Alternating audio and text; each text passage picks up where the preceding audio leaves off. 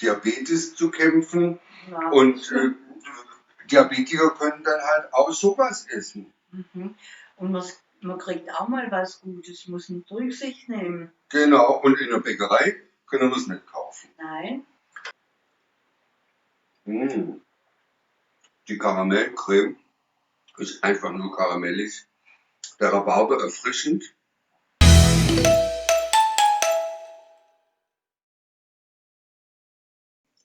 So, meine Lieben, recht herzlich willkommen. Jetzt kann es losgehen, mein erster YouTube-Video. Ich bin der Steffen, ich bin, so kurz erwähnt, gelernter Arzt und spätberufener Koch. Und wie ihr seht oder auch nicht seht, hat das Thema Gewicht immer so ein bisschen in meinem Leben eine Rolle gespielt. Und ich habe mich seit 15 Jahren ernähre ich mich mit Low Carb, also kein Zucker, kein Mehl, ganz wenig Kohlenhydrate, so maximal 30, 40 Gramm am Tag. Ja, da war ich auf Normalgewicht und dann kam diese komische Pandemie dazwischen und ja, da ging es um 20 Kilo hoch. Jetzt bin ich seit 2 Monaten wieder ganz streng beim Low Carb dabei, habe schon 13 Kilo wieder verloren, brauche nochmal 10, das geht peu à peu. Ich ernähre mich einfach wieder ohne Brot, ohne Spaghetti, ohne all diesen Firlefanz, gesund und Low Carb. Deswegen dachte ich, ich präsentiere euch meine Kreationen und ich war immer so ein bisschen hungrig nach Süßem, weil ohne Zucker geht's ja nicht. Und als Koch habe ich mir überlegt und gehirnt und gemacht und kam dann auf eine ganz tolle Idee.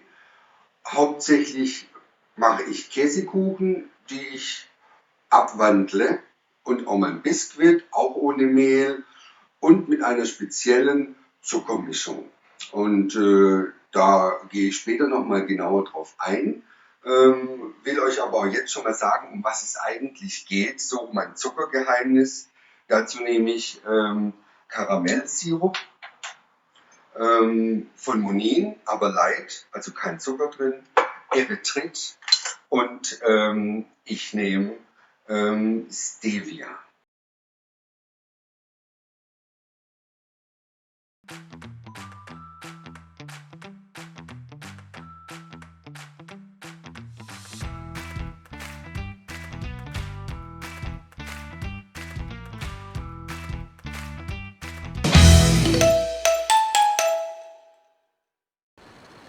So, kommen wir zu den Zutaten.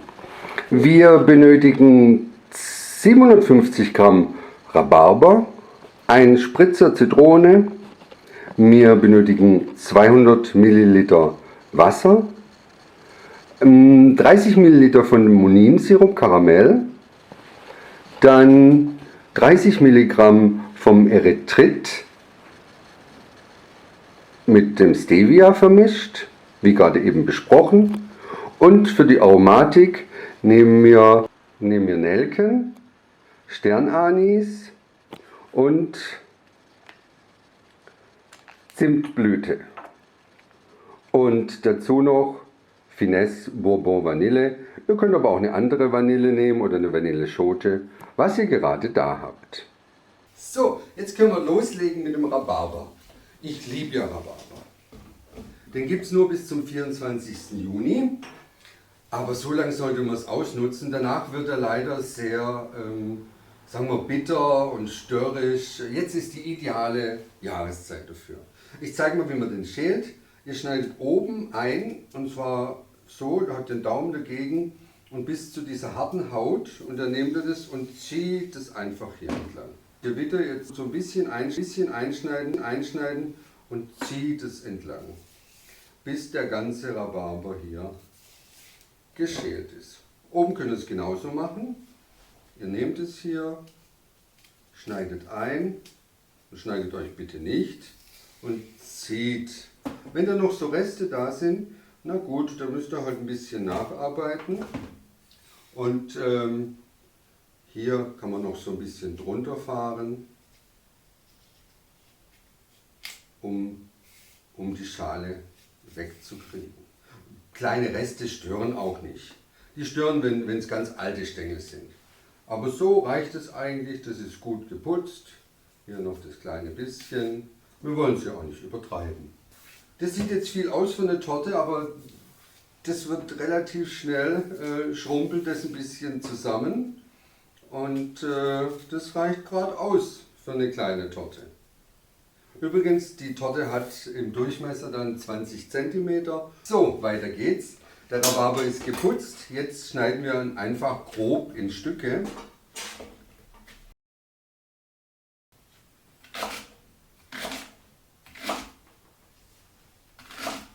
Ich muss zugeben, ich bin etwas nervös. Es ist ja auch mein erster Dreh heute. Ja, aber bitte, wir machen das Beste draus. Und schmecken wird es am Schluss 100%ig. Also, wir geben den ganzen Rhabarber hier in das Töpfchen. Ja, und dann ist eigentlich ganz einfach.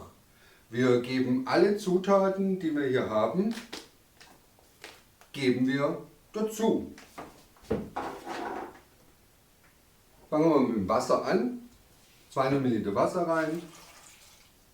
Und zwar gerade so, dass die ganze Sache mit Wasser bedeckt ist. So, jetzt schalten wir ein und lassen das Ganze etwas köcheln. Am Anfang könnt ihr hier auf volle Stufe gehen. Also, und dann geben wir noch hinzu die 30 ml vom Karamellsirup. Wir geben noch hinzu das Erythrit zusammen mit dem Stevia. 2 Nelken. Wenn es 4 sind, ist auch nicht schlimm. Wir wollen ja Geschmack und Aroma in dem Ganzen drin haben. Dann noch ein schönes, ich liebe Sternanis. Noch einen kleinen Sternanis. Ist er nicht wunderschön? Und Zimtblüte. So, und jetzt ist ganz wichtig, wir lassen den Rhabarber nur so lange kochen, bis sich gerade so Bläschen gebildet haben. Der darf nicht zu lange kochen. Ich beschleunige die Sache kurz hier mit meinem Profi-Induktion. Das ist nur so eine kleine Showplatte. Hier hinten geht es deutlich schneller. Dann ist er auch schon fertig. Seid da ruhig mutig und nehmt den zu dem Zeitpunkt raus. So, wenn der Rhabarber dann so kocht, dann füllen wir ihn einfach um. Ich packe ihn immer in so ein kleines Lok-Lok-Döschen. Ihr denkt jetzt, der Rhabarber ist noch nicht weich genug, aber glaubt mir, der wird weich, wenn er hier drin ruht. Und am besten macht ihr das Ganze am Vortag. Dann ist nämlich die ganze Sache schön durchgekühlt und durchgezogen. Und ihr könnt es dann für die Torte einfach verarbeiten. So, jetzt kann es weitergehen. Rhabarberkompott ist fertig. Jetzt machen wir den Cheesecake Layer, das heißt diese eine Schicht Käsekuchen. Ich mache es nach einem Art New York Cheesecake, aber mache ihn noch Low Fat. Nehme natürlich, wie besprochen, keinen normalen Zucker. Und was brauchen wir dazu? Wir brauchen eine Rührschüssel. Und in diese Rührschüssel kommt nachher einfach ein All-in-One-Pot Gericht quasi sozusagen rein. Alles kann in eine Schüssel geschmissen werden. Dann kurz mit der KitchenAid durchrühren. Und wir brauchen eine Form. Ich habe jetzt hier eine Kaiserform, 20 cm Durchmesser. Falls ihr eine 24 nehmt, dann macht einfach 1,5-fache Menge. Noch kleiner geht's eigentlich nicht. Aber aus der kommen schöne 8 Stücke raus, also finde ich wunderbar. Also, ich präsentiere euch mal noch kurz die Zutaten. Wir brauchen 500 Gramm Quark, kann auch Magerquark sein. Ich liebe Schichtkäse, gibt einfach noch ein feineres Aroma. 150 Gramm saure Sahne, 3 Eier, dann 50 Milliliter vom Karamellsirup und 50 Milliliter Erythrit. Wer will, der kann noch so ein Cheesecake-Flavor dazu machen. Ich mag es einfach üppig. Dann ein halbes Gläschen von der Butter-Vanille-Aroma. Ich gebe noch Orange dazu. Zitronenschale, Bonbon Vanille und ein bisschen Backpulver. Dann brauchen wir noch Wasser. Fangen wir einfach an. All in one pot. Da haben wir was vorbereitet. Einen Spatel. Ja, da würde ich sagen, machen wir einfach alles in die Schüssel. Ihr solltet die Masse nur so lange schlagen, bis sie einfach vermischt ist. Keine Luft runterschlagen.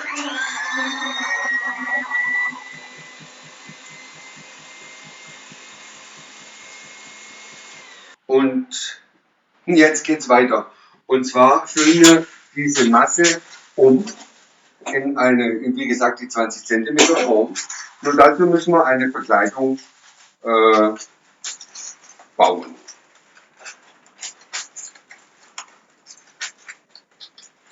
Und zwar, ich falte hier dieses Backpapier einmal in der Mitte, nochmal in der Mitte, dann falte ich es hier im Dreieck und nochmal und schneide mir einfach hier so ein Rund aus. Und wie ihr seht, ganz toll, es ist rund geworden. Dann gebe ich ein bisschen Wasser rein. Das hat den Vorteil, dass einfach die Backfolie, das Backpapier hier besser haftet. Dann drückt ihr das ein bisschen runter und schlagt die Ecken um.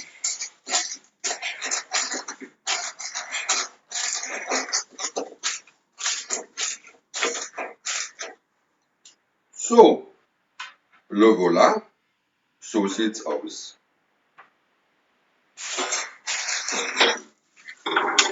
Jetzt haben wir ja unsere schöne Masse schon fertig, aber lasst uns kurz mal zum Ofen schauen, denn da habe ich schon mal das Wasser und ein Backblech rein. Schon mit Wasser gefüllt, so auf mittlerer Stufe. Ich habe dafür 1 Liter Wasser einfach da reingegeben. Das hilft unserem Kuchen, dass er schön gleichmäßig nach oben geht. Das empfehle ich bei jedem Käsekuchen zu tun. Ich habe da extra eine kleine Auflaufform und da ist das Wasser drin und die benutze ich immer dafür. So, unsere schöne Käsemasse, die können wir jetzt abfüllen. Und zwar hier rein. Wenn das ein bisschen bröckelig aussieht von dem Quark, macht nichts. Das verläuft alles und wird wunderbar homogen.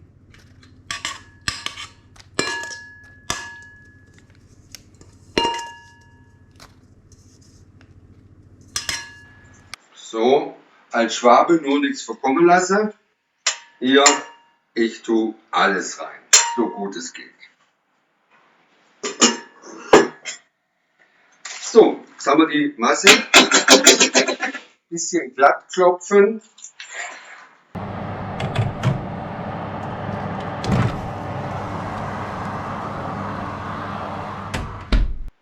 Der Käsekuchen ist jetzt im Ofen und zwar bei 210 Grad Umluft und auf mittlerer Schiene und da lassen wir ihn jetzt 20 Minuten.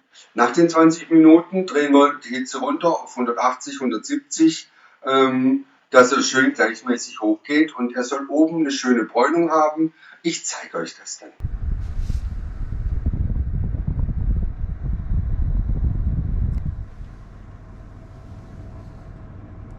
Der Käsekuchen muss ungefähr eine halbe Stunde auskühlen, draußen in der Luft oder wo es etwas kühler ist. In der Zwischenzeit können wir schon die Karamell-Sahne-Creme machen, das Highlight von der Torte. Und der Kuchen brauchte jetzt ungefähr 40 Minuten, braucht dann noch ungefähr eine halbe oder dreiviertel Stunde zum Auskühlen. Der Käsekuchen kann wie das Rhabarberkompott schon einen Tag davor gemacht werden. Aber es geht auch à la minute. Aber wenn ihr es zeitlich entkoppeln wollt, mega, geht. Es riecht schon himmlisch nach Käsekuchen.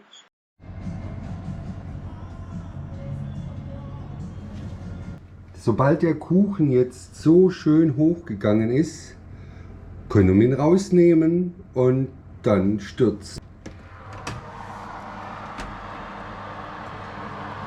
Bisschen Dampf. Seht ihr, so muss er hochgegangen sein und dann ist alles gut. Jetzt lösen wir den Kuchen, den Käsekuchen aus seiner Form. Ich habe es schon in der Kühlung, jetzt holen wir mal raus. So, da ist das gute Stück. Jetzt gucken wir mal, sehr schön, die Oberfläche soll sich so ein bisschen wabbelig, aber trotzdem fest anfühlen. Sehr toll.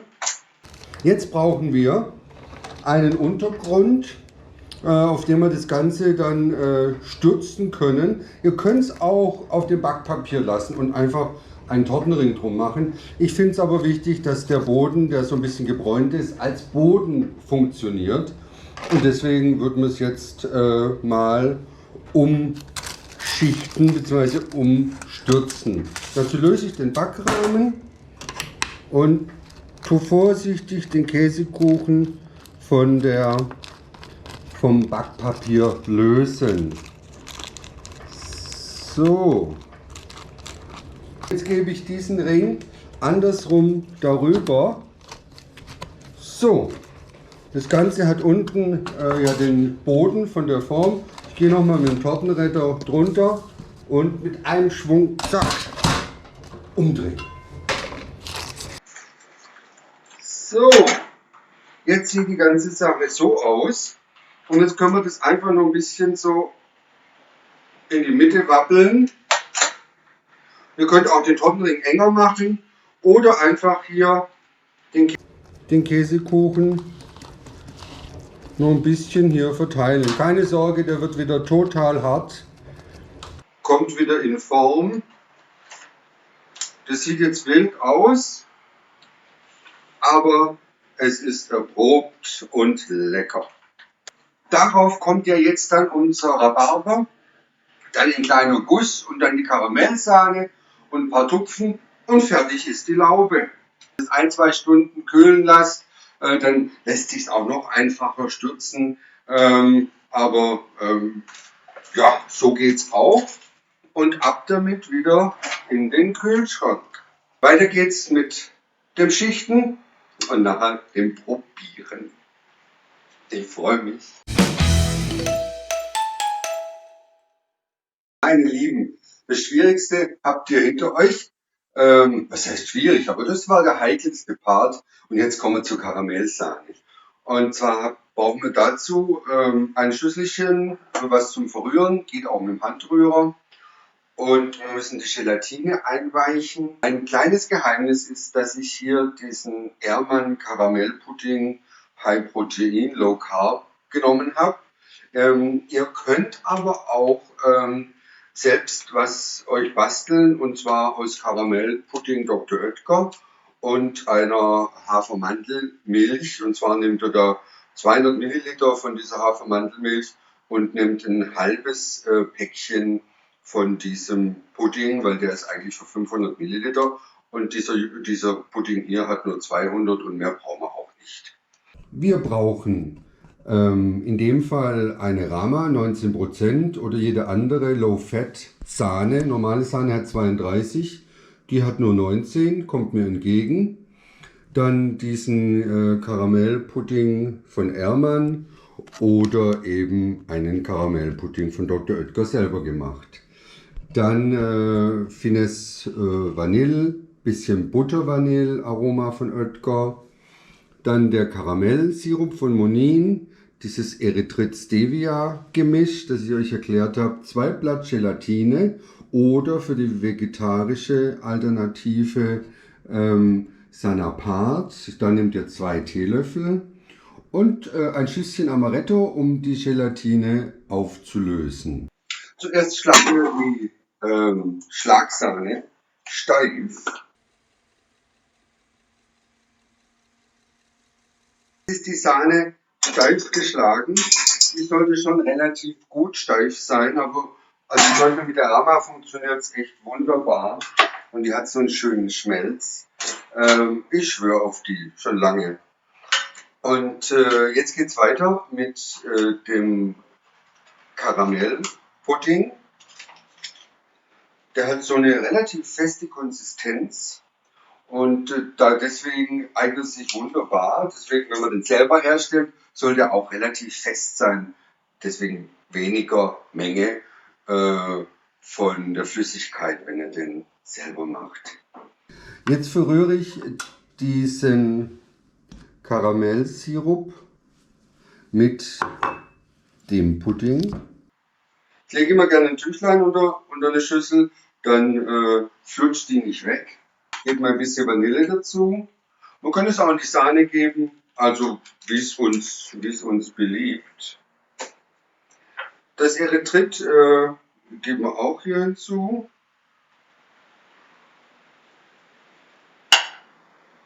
So, und ein bisschen Buttervanille. Ein paar Tropfen, da brauchen wir jetzt nicht so viel. Das Karamell hat ja schon viel Geschmack. Jetzt verrühren wir das Ganze. Der sollte dann wirklich geschmeidig sein. Wunderbar. Um die ganze Sache abzurunden, brauchen wir etwas Gelatine, beziehungsweise um eine Festigkeit reinzubringen. Oder eben, wir nehmen dieses Sanapat, was die vegetarische Alternative wäre. Also zuerst 2 Blatt in Wasser einweichen und dann aus dem Wasser rausnehmen. Das Wasser abgießen. Ein bisschen ausdrücken. Das sieht dann so aus, die Konsistenz. Ganz easy, habe keine Angst vor Gelatine. Und fügt jetzt hier ein paar Tröpfchen Amaretto dazu. Einfach nur einen Schuss, damit die Gelatine sich besser löst. So, jetzt erwärmen wir die Gelatine. Und es geht ganz schnell und könnt ihr auch auf niedriger Hitze machen, bis die Gelatine aufgelöst ist. Dann rühren wir sie ein in einem Strahl in den Pudding und rühren dabei. Da kann nicht viel passieren. So, das Ganze sieht etwas flüssig aus, aber keine Angst, mit der Schlagsahne zusammen bindet es wunderbar. Und unter diese Masse geben wir dann diesen Pudding und heben das vorsichtig unter, so dass der ganze Karamell mit dem Pudding vermengt ist. Wenn man das ein paar Mal macht, dann kriegt man den Dreh raus, aber viel falsch machen kann man nicht dabei. Einfach homogen vermengen und nicht zu lange, sonst ist die ganze Luft aus der Schlagsahne nachher draußen. Und da füllen wir uns dann gleich ein bisschen was ab, um nachher dekorieren zu können. Ich habe hier einen Spritzbeutel mit einer Tülle dran. Diese Creme, die stellen wir jetzt kalt. Wir gießen den Rhabarbersaft ab. Und zwar brauchen wir ungefähr 250 Milliliter. Und da ist noch ein bisschen Saft über. Den können wir nachher für ein leckeres Rhabarberschorle nehmen. Was ich noch reintue, ist etwas Tonkabohne. Müsste nicht. Ich finde es cool. Die hat so ein Aroma von Rum, Vanille. Kriegt man eigentlich überall. Man muss sie nur ganz fein reiben. Und dann hat sie ein ganz tolles Aroma. Auch für Erdbeeren. Aber da machen wir eine andere Torte. Eine schöne, klassische New York Cheesecake Cream Strawberry. Ganz klassisch. Da freue ich mich schon. Aber jetzt sind wir beim Rhabarber. Da haben wir jetzt Tortenguss. Und zwar unbedingt den von Oetker mit Erdbeergeschmack. Da kriegt ihr nochmal hier in diesen Rhabarbersaft, der dann drüber gegeben wird, über die Rhabarberschicht, damit sie nicht feuchtet. Einfach nochmal ein ganz tolles Flavor. Und dann nehmt ihr also ein ganzes Päckchen. Das ist für 250 Milliliter gedacht. So, das ist reine Stärke und auch nicht viel, also 5 Gramm. Und die bindet euch jetzt die ganze Flüssigkeit so wie ihr es braucht. Und dann erhitzt ihr die ganze Sache, bis die ja, das sieht, die wird dann klar und fester. Und dann hat sie die richtige Konsistenz, dass man sie nachher beim Zusammensetzen von der Torte benutzen kann. Mit ganz großen Schritten nähern wir uns jetzt der Vollendung unserer leckeren Rhabarber-Karamellsahne-Cheesecake-Torte. Die vorbereitete Erdbeer-Rhabarber-Guss-Geschichte heiß machen.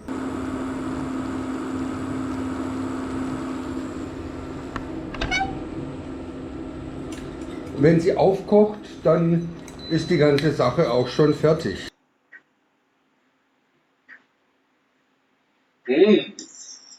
Also duften tut schon mal gut.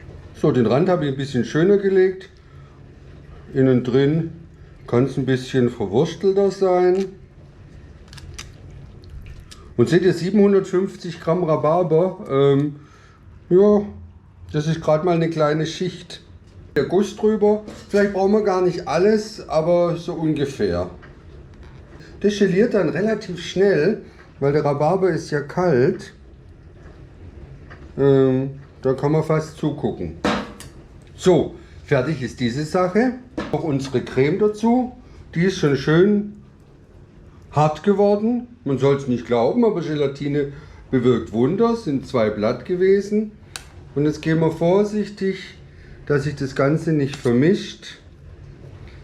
Geben wir jetzt peu à peu unsere Karamellsahne darauf. Das einigermaßen gerade streichen. Ich habe hier einen Drehteller. Das kann von Vorteil sein. Man braucht ihn aber nicht unbedingt. Karamellsahne ist drin. Jetzt nehme ich hier noch eine kleine Palette und drehe das Ganze. Das sollte jetzt schon einigermaßen gleichmäßig sein. So, ich mache mal 4 große Tupfen.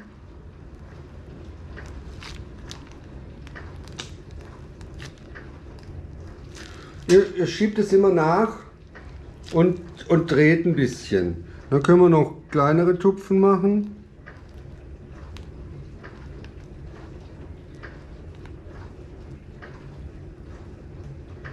So. Dann verzieren wir das Ganze. Das ist echter Zucker, aber bitte, es sind nur ein paar, nicht mal ein paar Gramm. Dann verzieren wir das Ganze mit ein paar Marshmallows. Ich liebe Pastellfarben. Schaut euch das an. Und ich habe hier noch Esspapierblümchen. Machen wir noch ein paar Esspapierblümchen drauf. Jetzt nur auf die großen Tupfen machen. Und jetzt so ein kleiner Cheat. Ich habe hier Karamell-Schokotröpfchen. Und ja gut.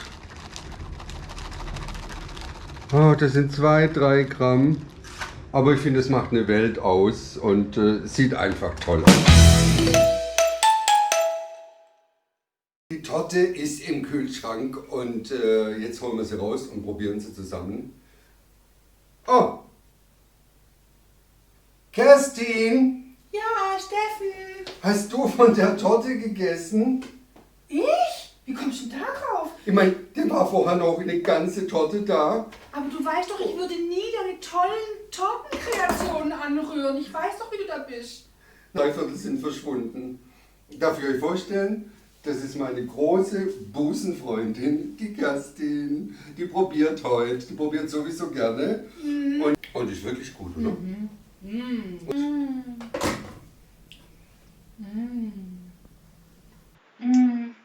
Die ist so himmlisch. Schmeckt gut. Und ich habe noch eine Rhabarber-Schorle dazu gemacht. Wow. Aus dem Rhabarbersaft, der ja da entstanden ist. Und den kann man einfach mit ein bisschen Wasser aufgießen oder Sprudel, wie man möchte.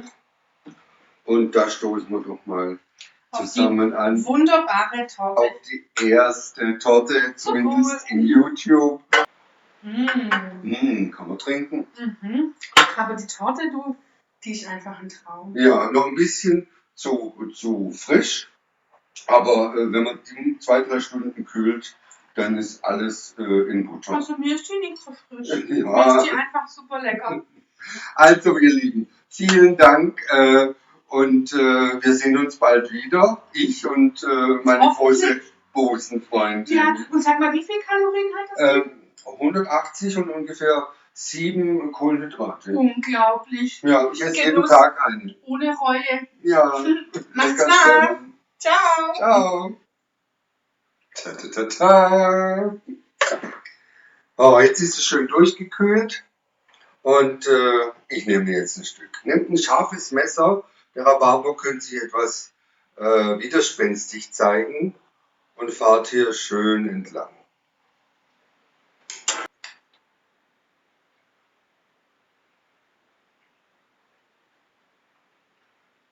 Mhm. Mm. Die Karamellcreme ist einfach nur karamellig. Der Rhabarber erfrischend. Hier meine Nachbarin, ich wollte ja ein Stückchen vorbeibringen, aber jetzt haben wir sie hier live und lassen Sie uns einmal zuschlagen hier von meiner Rhabarber-Sahnecreme. Mal gucken, wie sie findet.